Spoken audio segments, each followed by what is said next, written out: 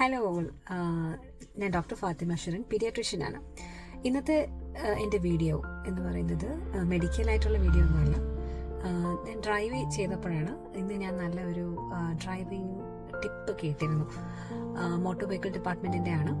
അതെനിക്ക് ഭയങ്കരമായിട്ട് സ്ട്രൈക്ക് ചെയ്ത്. ഒരു പക്ഷേ നിങ്ങൾക്ക് അറിയുന്ന കാര്യമായിരിക്കാം, എങ്കിലും എനിക്കറിയില്ലായിരുന്നു കറക്റ്റായിട്ട്. അതായത് നമ്മളിപ്പോൾ റീസെൻ്റായിട്ട് കുറേ ആക്സിഡൻസും കൂടുതൽ ആൾക്കാർ ഒരുമിച്ച് മരിക്കുന്നു വാഹനാപകടങ്ങളിൽ, ഇതെല്ലാം കേട്ട് വളരെ അപ്സെറ്റായിട്ടിരിക്കുന്ന ഒരു സമയമാണല്ലോ. അപ്പോൾ അതുകൊണ്ടായിരിക്കാം ഞാനിങ്ങനെ അങ്ങനത്തെ വീഡിയോസ് കാണുന്നതുകൊണ്ട് എനിക്ക് എൻ്റെ ഫീൽഡിൽ വന്ന ഒരു വീഡിയോ ആണ് ഈ മോട്ടോർ വെഹിക്കിൾ ഡിപ്പാർട്ട്മെൻറ്റിൻ്റെ.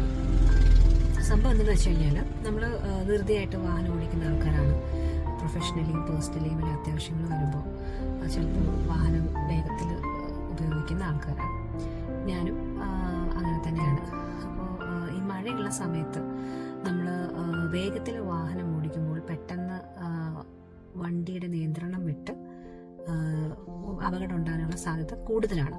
അതിൻ്റെ ഒരു റീസൺ ഇവർ പറയുന്നത് എന്താണെന്ന് വെച്ച് കഴിഞ്ഞാൽ, വെള്ളം ഒരുപാടുള്ള സമയത്ത് നമ്മുടെ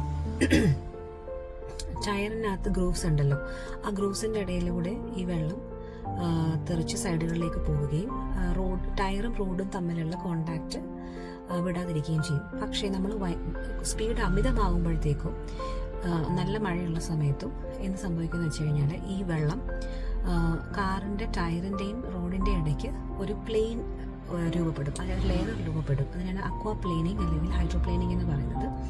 അങ്ങനെ സംഭവിക്കുമ്പോൾ റോഡും ടയറും തമ്മിലുള്ള കോണ്ടാക്റ്റ് വിട്ടിട്ട് ഫുള്ള് വണ്ടി സ്കിഡ് ചെയ്തങ്ങ് പോകാനാണ് സാധ്യത. ഇതിൻ്റെ രണ്ട് റിസ്ക് ഫാക്ടേഴ്സ് എന്തൊക്കെയാണെന്ന് വെച്ച് കഴിഞ്ഞാൽ, അമിതമായ സ്പീഡ്, രണ്ടാമത്തെ കാര്യം പഴയ തേഞ്ഞ ടയർ. അപ്പം നമ്മൾ ശ്രദ്ധിക്കേണ്ട കാര്യം സ്പീഡ് കുറച്ച് പോകാൻ മഴയുള്ളപ്പോൾ, രണ്ടാമത്തെ കാര്യം വണ്ടിയുടെ ടയർ പുതിയതായിട്ട് തന്നെ ഒരുപാട് വെയർ ആൻഡ് ടയർ ഉണ്ടെങ്കിൽ മാറ്റാം. ഇത് രണ്ടും ശ്രദ്ധിക്കണം. ഇനി അഥവാ ഇങ്ങനെ സംഭവിക്കുന്നതായിട്ട് തോന്നിയാൽ സഡൻ ബ്രേക്സും വെട്ടിച്ച് വണ്ടി നീക്കുന്നതും ഒഴിവാക്കേണ്ടതാണ്. നമ്മൾ ആക്സിലറേറ്ററിൽ നിന്ന് കാലെടുക്കുക, അതാണ് ഫസ്റ്റ് ചെയ്യേണ്ടത്. പെട്ടെന്ന് സഡൻ ബ്രേക്ക് ഇടാൻ പാടില്ല, കൂടുതലായിട്ട് സ്കിഡ് ചെയ്ത് പോകാനാണ് സാധ്യത. അപ്പം all of U drive safe. അപ്പം നമുക്കൊരു വ്യക്തമായ പ്ലാനിങ്ങും കാര്യങ്ങളും ഒക്കെ ഉണ്ടെങ്കിൽ കുറച്ച് ഈ തിടുക്കം, എന്നെപ്പോലെയുള്ള ആൾക്കാർക്ക് കുറച്ച് തിടുക്കം ഒഴിവാക്കാൻ സാധിക്കുമെന്ന് തോന്നുന്നു. എന്തായാലും എന്നെ ഈ ന്യൂസ് വളരെയധികം ഇൻഫ്ലുവൻസ് ചെയ്തിട്ടുണ്ട്. എല്ലാവരും സേഫായിട്ടിരിക്കുക, സേഫായിട്ട് ഡ്രൈവ് ചെയ്യുക. ബൈ.